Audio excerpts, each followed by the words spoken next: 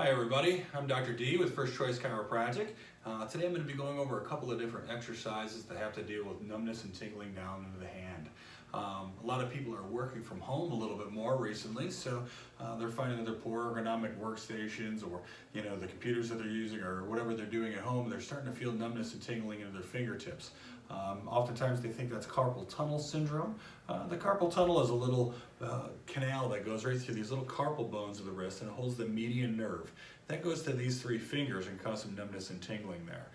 If we're starting to experience whole hand symptoms or even symptoms in the forearm or even in the shoulder and arm, that's probably coming more from your neck area where we're getting some impingement. It's called thoracic outlet syndrome. Two things to look at are the muscles of the neck and also the way that the nerve is going through the canal. So first thing we're going to look at is the scalenes, and the scalenes are muscles of the neck that help with all the motions that we go through. And basically they look like if you do the sign of 3 and then you put it up against the side of your neck. You have 3 major muscles there that in between the nerves come through. And if that nerve is coming through there and it starts to have some tense muscles, it can scissor down or pinch onto that nerve, causing a disruption between the signal coming from the fingers to the brain and making it seem like a fuzzy signal or numbness and tingling of the fingers. So I like to do the belt stretch for this, and the belt stretch is first where people take a belt and they stand on it and hold the shoulder down and lean away. Same idea here. What we're going to do is I'm going to use a chair. And then what we do is we sit down on the chair. We're going to reach down on the bottom of the chair. Some people like to sit on their hand, palm up. But what we like to do is reach down on the bottom of the chair and just lean away from it. Leaning straight to the side, you're going to feel that medial scalene be nice and tight there. What we're going to do is cause a little overpressure by just bringing the hand on top of the head and gently stretching over to the side. All stretches are going to be held for somewhere around 25 to 30 seconds. As we feel that start to loosen up, then what we're going to do is we're going to turn our head over towards the shoulder that's being held down. You're going to feel that hit the other scalene a little bit more, the more anterior aspect.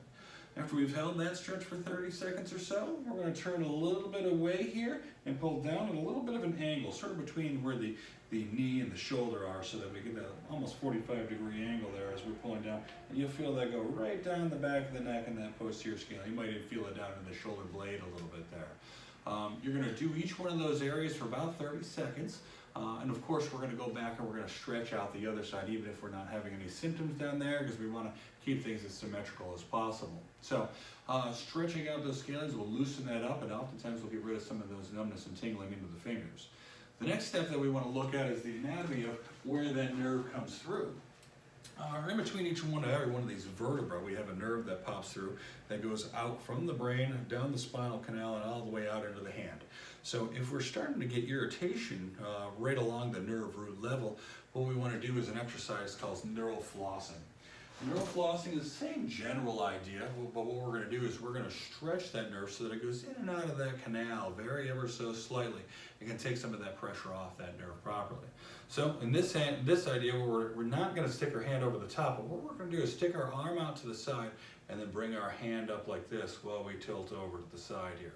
What you'll feel happen here is you'll feel some tension affect the neck as we start to bend over. But if you're experiencing symptoms of numbness and tingling in the hand, that may actually reproduce them. It's okay to reproduce them during this time, but what I want you to do is play with this a little bit. As we tilt over the side, bring the hand up, you bring the head over the side, you can bring the arm back further. Sometimes when you go into a different position, you feel it into different fingers. That's just because of where the nerves come through. But you don't need to know the neurology of everything. All we're doing is just bringing that hand up, stretching over to the side, bringing the head back to neutral again. Going back into that, just doing that a few times to just allow that nerve to pull through that canal a little bit there. So some of the factors that may limit what we can do here are as if that spine is showing any signs of decay or degeneration or arthritic changes. What happens is these joints themselves are ever so close to that nerve. So if the joint is breaking down, creating inflammation around the nerve, this might not work for you. Sometimes people need a little bit more intervention here where we do some more of decompression or joint manipulation to get the joints to work properly again so that they'll allow that nerve to slide through there a little bit better. So if you are experiencing some of these symptoms and they're not going away by just doing the general stretching at home, then please give us a call at 804-726-6810. We'd be happy to give you a consultation to go over what's going on with you and perhaps even take an x-ray and see what we can find going on to see what we can help you with. Other than that, stay safe at home and we will see you soon.